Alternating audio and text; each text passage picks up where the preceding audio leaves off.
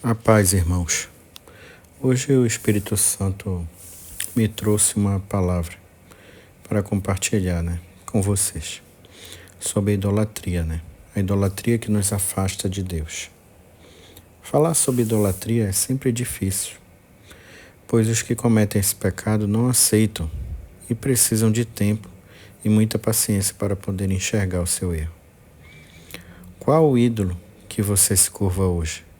A sua imagem? Seu cônjuge, seus sonhos, seus filhos, seu emprego, seu empregador, o dinheiro, jogos, o desejo de casar e ter uma família, ou de ser bem-sucedido. Você se curva a imagens, a santos. Muitos podem até falar que algumas dessas coisas não são ídolos, mas apenas o amor que sentimos pelas pessoas, ou o desejo dos sonhos que queremos realizar. Mas a palavra é bem clara ao declarar que, em primeiro lugar, nós devemos buscar o reino de Deus e que o demais seria acrescentado. Deus tem que ser a nossa prioridade em todas as coisas da nossa vida, que regem a nossa vida, E acima até mesmo de nós mesmos, Daquilo que nós queremos ou daquilo que ansiamos por conquistar ou fazer. Ainda mais em Mateus 10, versículo 37, a palavra nos diz que quem ama o seu pai ou sua mãe mais do que a mim não é digno de mim. E quem ama seu filho ou sua filha mais que a mim não é digno de mim. Esse é apenas um dos exemplos que a palavra traz, que Deus tem que estar em primeiro lugar. O nosso relacionamento, por mais que às vezes a gente possa ser casado, nosso relacionamento primordial é com Deus. A salvação, ela é individual, fruto da nossa comunhão com Deus. A gente não tem como salvar o nosso cônjuge ou salvar o nosso filho.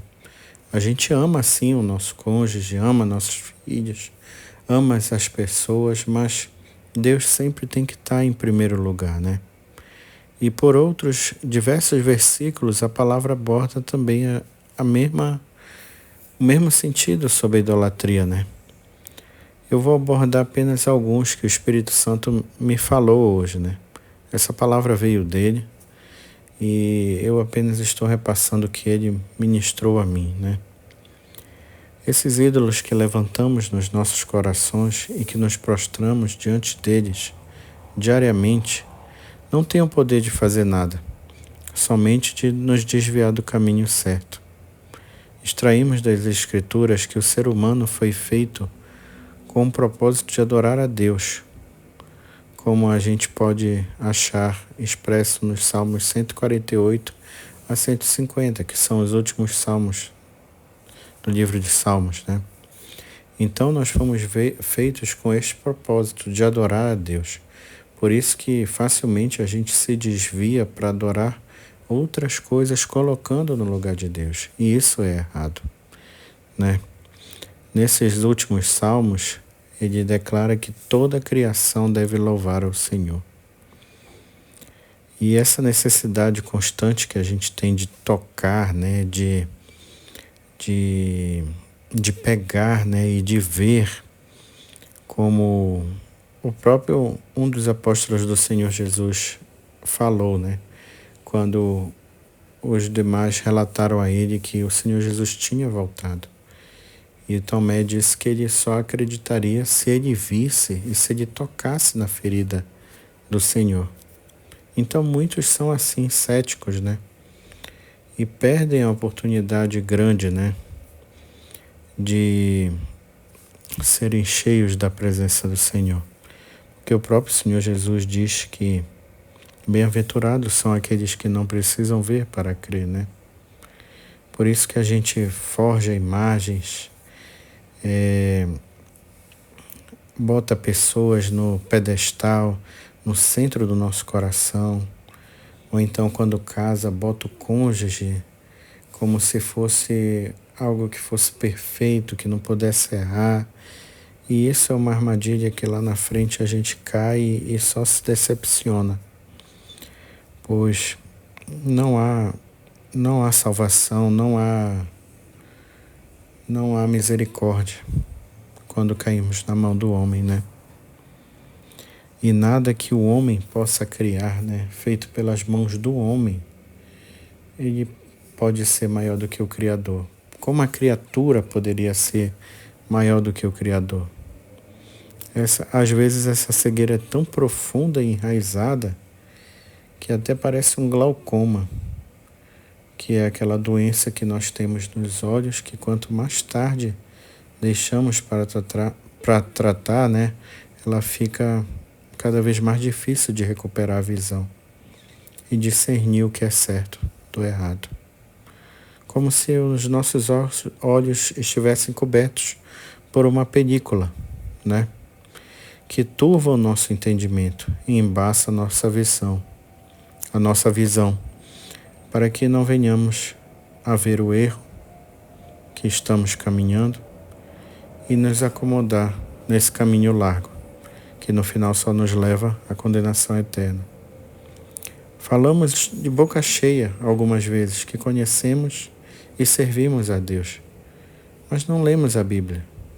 Falamos da boca para fora, como se quiséssemos passar a mão sobre o nosso erro e ainda achar que seremos abençoados, estando no caminho errado, no pecado.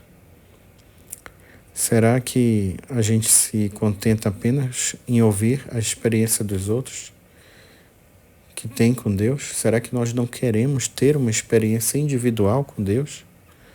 Será que a gente não deseja viver ainda nesse mundo o sobrenatural de Deus? São coisas que são limitadas pelas nossas escolhas, né? As nossas escolhas determinam o que a gente vive nesse mundo e a eternidade para onde a gente vai. Toda autoridade e poder vem unicamente, exclusivamente de Deus.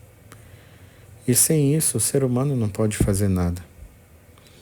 Veja, por exemplo, enquanto os discípulos andavam com o Senhor Jesus, eles puderam observar a manifestação do Espírito Santo de Deus, que fluía através da vida do Senhor. E mesmo não estando prontos, puderam operar milagres por meio da autoridade que foi concedida pelo Senhor Jesus. Como descrito em Mateus capítulo 10, versículos 7 a 13, né?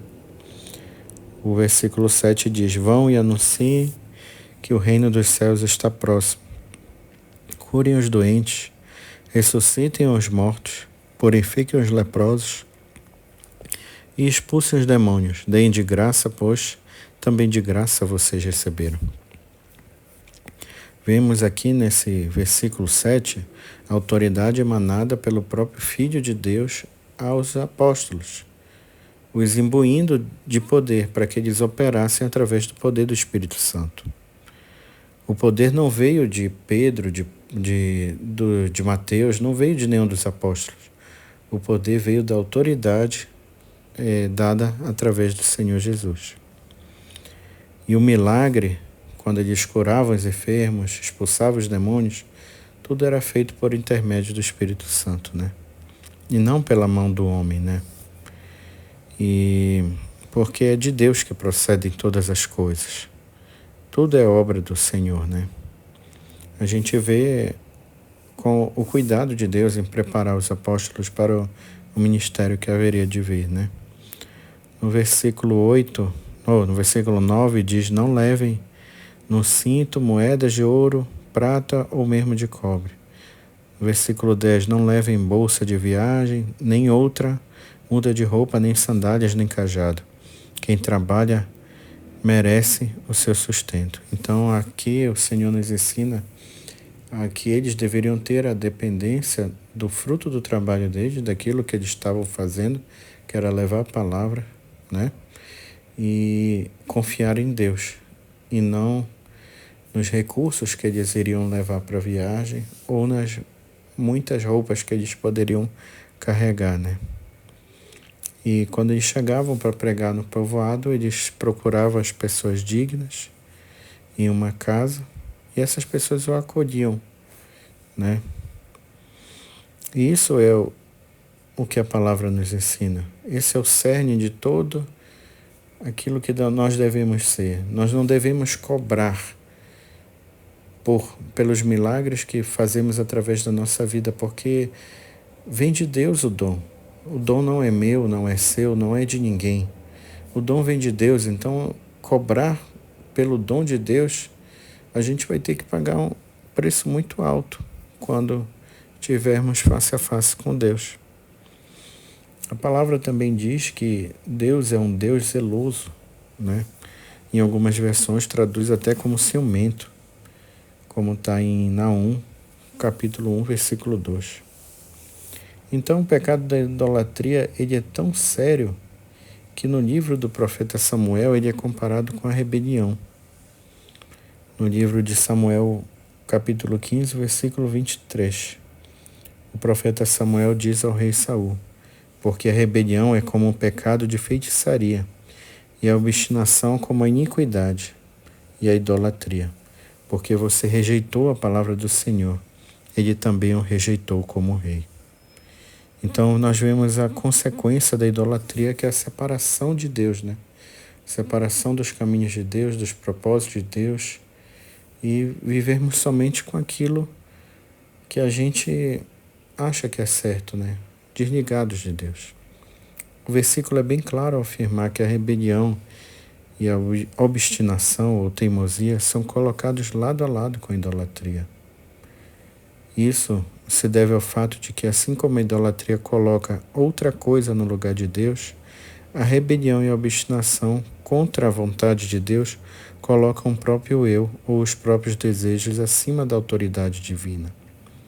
Em essência, qualquer coisa que desvie nossa obediência e amor para longe de Deus e que tome o lugar e a prioridade de Deus na nossa vida é considerado como idolatria. Ao colocarmos qualquer coisa como ídolo, na verdade a gente está ferindo os dois primeiros mandamentos. O primeiro mandamento, né? E o segundo mandamento dado por Deus a Moisés. O primeiro mandamento se diz referente que nós não deveremos ter outros deuses, né? Que não somente a Deus, somente Deus é Deus. E o segundo mandamento é que não devemos ter ídolos, né? Não farás para ti nenhum ídolo, nenhuma imagem de qualquer coisa no céu, na terra ou nas águas debaixo da terra. Não te prostrarás diante deles, nem lhes prestará culto, porque eu, o Senhor, teu Deus, sou Deus zeloso, que castiga os filhos pelos pecados de seus pais até a terceira geração e a quarta geração daqueles que me desprezam. Então, nossa adoração e reverência a quem devemos nos prostrar somente é a Deus. Muitos dizem que é antiquado e até que Deus mandou seu Filho Jesus, que é a personificação de Deus na forma humana, que na verdade ele é, mas mesmo assim não devemos fazer imagem dele e nem nos prostrarmos, pois nas palavras do Senhor Jesus ele não veio para abolir a lei, mas para cumpri-la. Logo a lei permanece imutável. O que temos acesso hoje é a graça pela misericórdia de Deus, pelo sacrifício do seu único Filho Jesus. Mas isso não significa que a lei está abolida e que não precisamos cumprir. Mas que pela graça somos salvos. Se verdadeiramente estamos no caminho, cumprimos a lei sem sacrifício, que nem as obras, que são reflexo da nossa nova natureza, e não que garante a nossa salvação. Por que então nos prostramos para santos e homens, se a santidade não é uma raridade, mas sim o que todos devemos buscar se quisermos ir para o céu e estar com Deus? A palavra é clara em afirmar que sem santidade ninguém verá a Deus. Nosso grande problema é a preguiça de lermos a Bíblia e não buscarmos em Deus o verdadeiro entendimento e alimento, para que os nossos olhos então possam ser abertos para a verdade que nos liberta. Preferimos as esmolas ofertadas e que podem facilmente nos desviar do caminho. porque estaremos passíveis ao entendimento do homem. Não existe igreja perfeita. Em todas as denominações há erro. A religião, o sistema religioso, ele foi feito pelo homem e não é o caminho que nos leva à salvação. Nós vamos à igreja para congregar com os irmãos, ouvir a palavra e louvar a Deus. A palavra nos ensina em 1 Tessalonicenses, capítulo 5, versículo 21, a pôr à prova todas as coisas e a ficar com o que é bom. Ou seja, a gente retém somente aquilo que é bom e descarta o resto que não vem de Deus. Repare se a sua igreja ensina heresias ou se só prega a teologia da prosperidade. Fuja desse tipo de igreja, pois só vai lhe desviar do caminho, normalizando a conduta errada do pecado como se fosse normal. E por isso que precisamos tanto conhecer a palavra de Deus, para identificarmos e distinguirmos o que vem dele, o que vem de Deus e o que vem da carne, né? Sem isso a gente não consegue ver. A palavra de Deus declara, né, que o Senhor Jesus é o único caminho. Ele é a verdade que nos liberta do sistema que nos aprisiona nessa falsa percepção de aceitar o que é errado como se certo fosse. E Ele é a vida. Não encontramos vida que não esteja no Filho de Deus, né? Então temos que buscar a luz, essa luz que tanto precisamos nas Escrituras. Temos que ler. E para nos alimentar dela, né? Ela é o alimento que alimenta o nosso espírito, né? E nos livrar dessas falsas doutrinas e heresias que são pregadas nesse tempo que vivemos. No final, o que importa é a nossa comunhão e relacionamento com Deus, individual, né? Assim como a salvação é individual. Essa mensagem foi me ministrada hoje pelo Espírito Santo. Eu entrego para vocês. Observem, aplanem as veredas, endireitem os seus caminhos. Vivam em santidade, busquem a Deus. Não se apeguem a nada do mundo, pois que quando a gente parte desse mundo, tudo fica no mundo. E nós voltamos para Deus para receber o nosso destino. Ou permaneceremos na salvação eterna com Ele, ou as pessoas caminharão para a condenação pelas suas escolhas. Deus abençoe.